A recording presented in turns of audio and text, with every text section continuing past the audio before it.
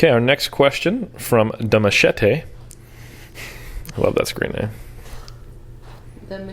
The Machete is, what's the best way to recover from a contest prep cut when you don't have the stimulus of feeling full? I eat, but I don't know when to stop. I only stop when I feel sick. I don't have hunger and fullness. I either feel sick or I don't. How do you gain back that fullness feeling? That's a good one. Context. Yeah, I'll start and just say that if this is your first prep, it's not uncommon at all to just have that. Because I felt the exact same way in 2007.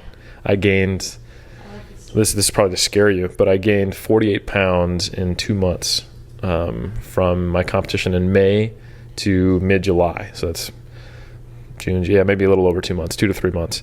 But I never felt full, and that was the problem, and I always felt hungry, and I didn't have a plan. So I think the recovery diet would have probably helped me out a lot, because I could have put myself in a surplus and not tried to keep dieting after I ate too much, and just focus on gaining a appreciable amount of weight, say 10% over stage weight, but not, what I got to it, but just like 20% over stage weight or 25% over stage weight.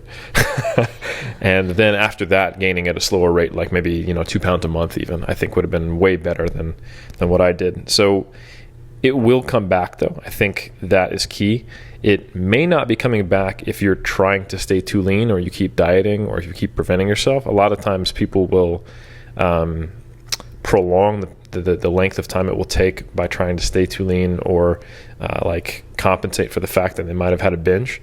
So all that different context could be playing a role here. But I guess what I can tell you is that if you follow the guidelines of the recovery diet, it will come back. But when it comes back, your mileage may vary. Eric, if you could, because I know that when you're really lean and you have been starving for quite some time, it's normal to not feel full. Can you talk about the hormonal reason, the physiology behind that? Yeah, so it's totally normal to experience this. So you haven't done anything wrong, you're not broken. Anytime someone basically starves, which is essentially what contest prep is, it's semi-starvation. And all the studies on semi-starvation show that people rebound, and they rebound hard, sometimes back up to where they started much quicker than it took them to get down to where they finished. And sometimes they overshoot by 5-10%. It's not uncommon at all. And hormonally what's happening is essentially your ghrelins through the roof and your leptin's gone. And those are essentially your hunger and fullness levels. And they also have an impact on other hormones and your metabolic rate. So your body is primed for fat gain post-show. It's primed for weight gain too. Your energy expenditure is the lowest it's going to be. Your fat cells are ready to soak up calories, and you're not in a position to really gain muscle until you put some body fat back on and get your calories into your system, because your testosterone's in the tank, your sleep quality is low, cortisol's high. Nothing about the post-contest prep phase is going to be helping you to improve your body composition. But oddly enough, the thing that will actually improve your body composition is worsening your body composition. And I say quote unquote worsening because the only context of which being shredded is useful is being on a bodybuilding stage. That's basically like near death as far as the body's concerned. When you're that low in essential fat and all you've got is 3/4 of your glycogen storage, you're a long run away from starvation and death, basically. Not that extreme, but what I'm saying is that it's not a healthy place to be. And those behavioral changes will follow the physiological changes. You'll start to feel full and eat more normally once you have restored those hormones back to where they should be, which will come with an appropriate rate of weight gain and an appropriate increase in calories for sure. I think that's important to have that awareness of what the body does, because a lot of times people don't understand that. So if the context of this situation is the eating to where you're binging, and then you try to counteract that because you're feeling guilty or something, so you're trying to double up cardio, or you're really restricting calories following overeating, that just basically keeps the vicious cycle going.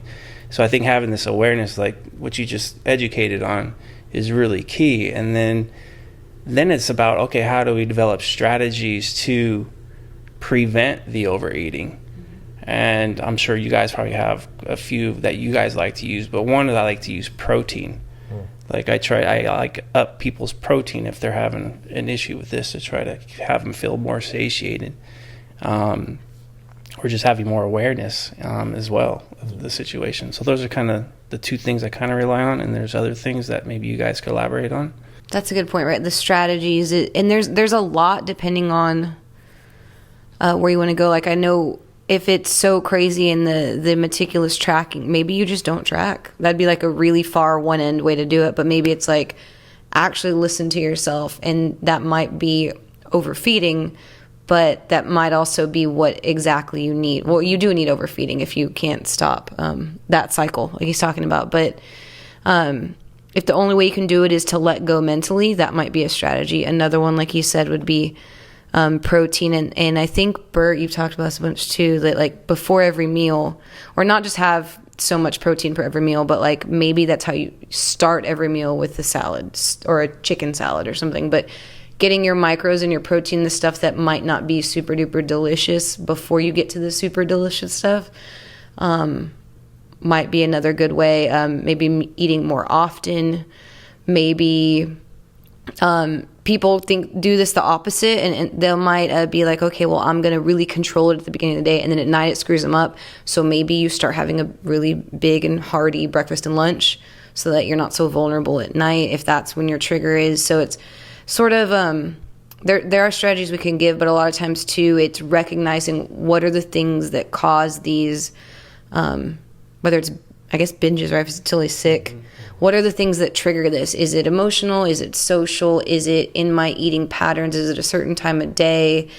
Is it when I'm feeling a certain type of way? And and then vice versa, like when is it easy to control myself? When I plan the full day ahead? Is it easy when I do eat a really large breakfast? Is it easier when I have these certain foods? Are there trigger foods that, like, maybe if you go to this certain restaurant, you order this certain dish, you just can't stop? Maybe it's drinking. So I think just observing yourself a lot could do you a lot of good as well. Anything else, Bert? Oh, man, this is a tough situation, but you know, the recovery diet, again, we say 5 to 10%, but there's going to be certain cases where, and this is where it does pay off to have a good coach on your side, because I have had athletes who, even though they've done a fantastic job getting there, I know that at the end it's going to be, or coming out, it's going to be quite difficult, and that they were struggling on the way down. And for them, maybe 10% is not enough. You know, we have to make it clear that, you know, I think for you, we're going to have to be somewhere in the 12 to 13% above stage weight in order for us to prevent getting up to 20% above stage weight in the same amount of time. So that's, again, context, right? And you'll see that with every passing prep, this is something that usually happens like the first time. You're able to slow down your thinking a little bit more with the post-show impulses, because the truth is that when it comes to, like, are you hungry or not, I mean, even well-fed, like, normal people have a hard time deciphering thirst from hunger, right? So a bodybuilder post-show, yes, you know, you're in a position where your body wants to feed itself and get to a point where it feels safe. But at the same time, I'm pretty sure that someone who's getting to that point, there was probably a place somewhere between when you were hungry and when you were just to the point that you were going to blow up, right? Where you would have been okay to just chill there. And this is probably the closest I get to, I guess, playing therapist, because that's not what I do. Is that I'll get people to slow themselves down. I'll have them keep a food journal, and whenever they're getting to the point where they know they're doing too much, and if someone is honest with themselves, they know they're doing too much. Maybe they had allotted for 2 chocolate chip cookies, right? And now they're halfway through the bag. That's a good time to go hit up that journal, really slow down your thoughts, and everything that's running through your mind right now, sometimes just seeing it there helps out quite a bit. Another thing that I like to do is just have them redirect their energy, and perhaps do little things that don't require a whole lot of effort, but they're doing something else and it's productive. So, like, you know, go clean your room, go mow the lawn, right? Go walk your dog. And sometimes just having that much time, or a little bit more time, to really marinate on these thoughts as you do these other kind of sort of mindless tasks helps you slow down the moment and will probably save you a few pounds in the long term. But again, for first-time preppers, 10% might not be enough. You might have to go a little bit above that, and that's perfectly okay. And we had a question earlier from a bodybuilder who has done this a few times. They're 10 years into the game, and they're like, I'm 10 pounds over, and I feel cool, but this is it feels wrong. You'll see that with every passing prep. You might not ever be that person, but you'll get it'll be a little bit easier, and you'll be able to just slow things down in your mind a little bit more. Yeah, I think Bert said that really well. It's context dependent. It changes over time. Like, to give a little personal anecdote, my first season, we talked about how that went. I gained a lot of weight real quick. And then my second season, I was kind of the person who was like 12 or 13% over. And I didn't get fat. And that was a win compared to my first season especially. And then my third season, I actually stayed too lean. And I looked up and I was only, I think, 10 pounds over stage weight 6 months after, and I was like, I'm just too food focused, but I have control. I have all these strategies that they talked about, and I was like, I just need to get up to a number that starts with 2. This is silly. And I did that, and I felt a lot better. So there will be a point where your behaviors and your skills more line up with the physiological realities where it should be. But I think the first time when you're exposed to this insane drive to eat, most people haven't dealt with that before, so they don't know how to deal with it. So it's hard, and certain personalities do better with it than others. Certain physiologies do better with it than others. Some people binge for a week, get it out of their system. They're 8 pounds over stage weight, and then they just slowly gain weight. They're no problem. Other people have a nightmare situation like I did, and they have to figure it out over the next 2 seasons.